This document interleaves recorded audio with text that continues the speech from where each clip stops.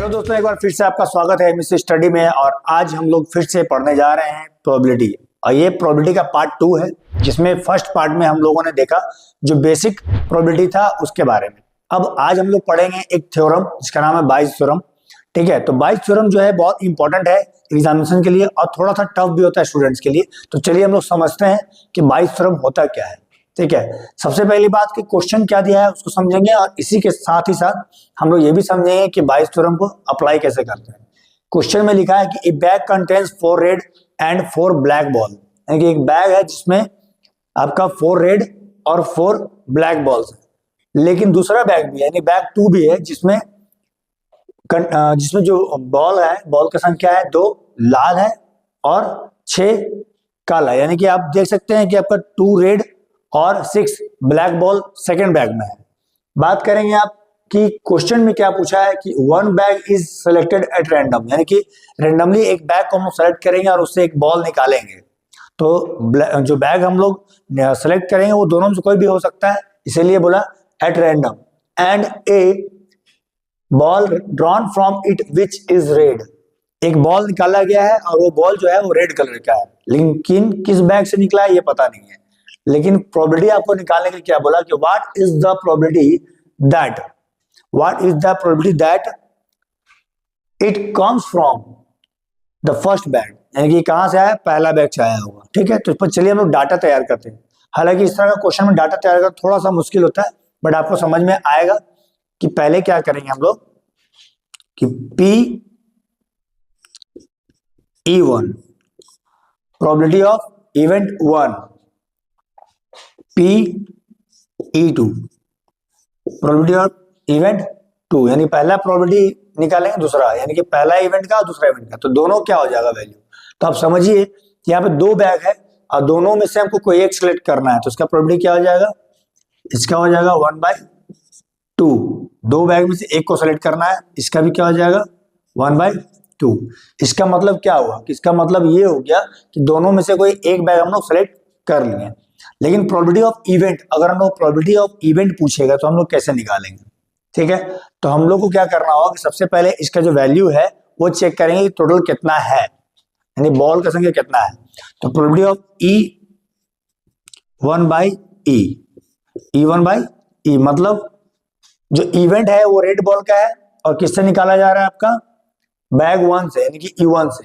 तो total number of E1 में कितना है 8 और रेड बॉल कितना है हमारे पास 4, क्योंकि रेड के बारे में पूछा गया तो हम लोग रेड को ही कंसीडर करेंगे। तो इसका आ गया आपका 1/2। अब हम लोग क्या निकालेंगे, P(E2)/E, तो क्या हो जाएगा हमारा यहाँ पे। अब निकाला कहां से गया है ये, तो ये बैग 2 से निकाला गया। बैग 2 में कितना रेड बॉल है 2, टोटल नंबर ऑफ बॉल कितना है आपका 8, तो ये कितना हो गया 1/4। देखिए इजिली हम समझ चुके हैं कि यहाँ पे जो इवेंट 1 था और इवेंट 2 था दोनों सेम हुआ, क्योंकि 2 ही बैग है हमारे पास। अगर 3 होता तो यहाँ 1/3 होता और यहाँ P(E1), P(E2) और P(E3) आता। ऐसे करके 4 इवेंट भी हो सकता था, तो P(E1), P(E2), P(E3) और P(E4) भी आता। तो इस तरह से वो बढ़ते चला जाता। तो बाइस थ्योरम में क्या है कि मैक्सिमम इवेंट को भी हम लेके बना सकते हैं, EN तक भी जाता है। ठीक है, अब यहाँ पे आ गया हम लोग का कि E1 से E निकालना। तो E1 क्या है हमारा, बैग 1 से हम लोग इवेंट क्या है हमारा, रेड बॉल का।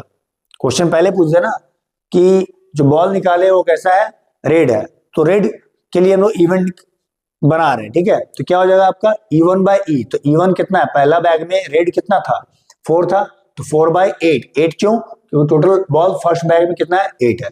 सेम टू सेम P(E2)/E, यानी कि सेकेंड बैग में रेड का संख्या कितना है 2 है। देखिए नंबर ऑफ रेड बॉल्स कितना है यहाँ पे 2 है, तो 2/8 हो गया, तो इसका वैल्यू आ गया 1/4। ठीक है, अब यहीं से हम लोग क्या करेंगे, बाइस थ्योरम अप्लाई करेंगे। देखने में बाइस थ्योरम आपको काफी छोटा लगेगा क्योंकि यहाँ इसके बाद सिर्फ कैलकुलेशन है, बट इसके बारे में आप स्टेटमेंट भी लिख सकते हैं कि a ball selected from the bag 1, इस तरह से आप स्टेटमेंट लिख सकते हैं खुद से भी, और नहीं भी लिखेंगे तो आप इस तरह से डाटा तैयार कर सकते हैं। चलिए फाइनली हम लोग बाइस थ्योरम को अप्लाई करेंगे। बाइस थ्योरम का फॉर्मूला क्या होता है, हम लोग पूछा क्या क्या है, P(E/E1). अब क्यों इसको पलटे हम लोग, क्योंकि हम लोग को जो पूछा गया है वो सेलेक्ट किया गया इवेंट। इवेंट कौन सा है? रेड बॉल का। और किस में से पूछा है? वो बैग 1 से, है ना, कम्स फ्रॉम फर्स्ट बैग। अगर दूसरा बैग से पूछता तो P/E2 यहां लिखते हैं हम लोग, ठीक है। चलिए आगे बढ़ते हैं, और नॉर्मली हम लोग फॉर्मूला लिखेंगे क्या? जो पूछा है वो ऊपर होगा, यानी कि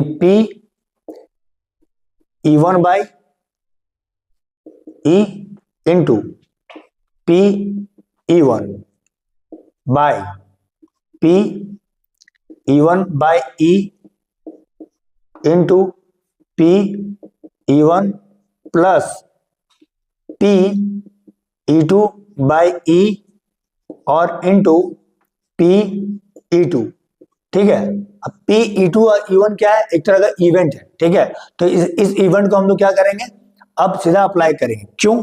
क्योंकि P/E1/E, तो E1/E हम लोग के पास पता है पहले से, P/E1 वो भी पता है हम लोगों को, फिर P/E1/E और E1 ऑलरेडी हम लोगों को पता है। अब सेकेंड में क्या है? P/E2/E, तो E2/E कहाँ है? ये वो भी पता है हम लोग को, P/E2 भी पता है। यहाँ पे हम लोग वैल्यू रखेंगे और बाई थ्योरम से हम लोग क्या करेंगे? आंसर निकाल लेंगे। देखने में आपको बहुत इजी लग रहा होगा क्योंकि इसको इजी तरीके से बताया गया है इसलिए, ठीक है। तो हम लोग P/E1, ठीक है, और अब हम लोग क्या करेंगे? वैल्यू लिखेंगे। P/E1/E कितना है? तो E1/E है 1/2 इंटू E1 कितना है? वो भी 1/2 बाई E1/E कितना है? 1/2 इंटू E1 कितना है?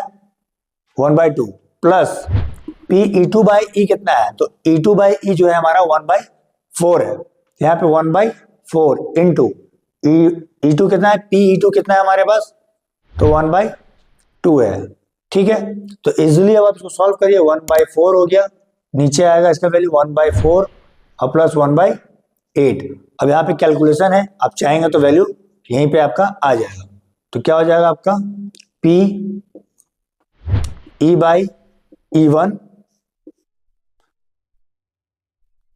P/E1 equal to 1/4 by LCM लेंगे तो क्या आ जाएगा यहाँ पे हमारा? यहाँ पे आ जाएगा 8 और यहाँ हो जाएगा 2 + 1, यानी कि P/E1 और ये वैल्यू जो दे रहा है हम लोग का 1/4 बाई 3/8, ठीक है। अब ये कटेगा वैल्यू इससे, कितने टाइम में कटेगा? ये 2 टाइम में कटेगा। तो P/E1 का जो वैल्यू है हमारा वो क्या डायरेक्ट आ जाएगा? ये पलट के ऊपर जाएगा तो क्या हो जाएगा?